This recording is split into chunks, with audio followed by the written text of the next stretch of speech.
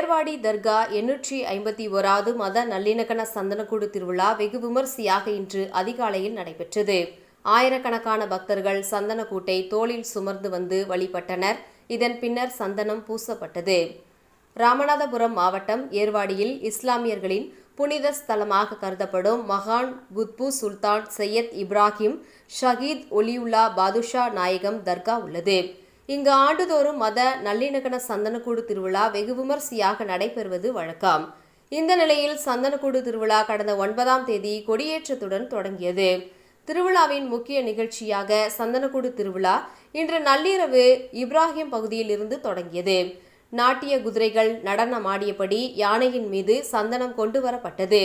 மின்ஒளியால் அலங்கரிக்கப்பட்டிருந்த சந்தனக்கூட்டை ஏராளமான இந்து பக்தர்கள் தோளில் தூக்கி கொண்டு பாதுஷா நாயகம் தர்கா வந்தடைந்தது.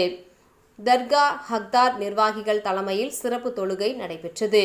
நிகழ்ச்சியில் கேரளா, கர்நாடகா, ஆந்திரா மற்றும் தமிழகத்தின் பல்வேறு மாவட்டங்களிலிருந்து பல்லாயிரக்கணக்கான பக்தர்கள் கலந்து கொண்டனர். மாவட்ட காவல்துறை சார்பில் 500க்கும் மேற்பட்ட போலீசார் பாதுகாப்பு பணியில் ஈடுபட்டனர். போக்குவரத்து துறை சார்பில் சிறப்பு பேருந்துகள் இயக்கப்பட்டன. சிறப்பு மருத்துவ முகாம் நடைபெற்றது.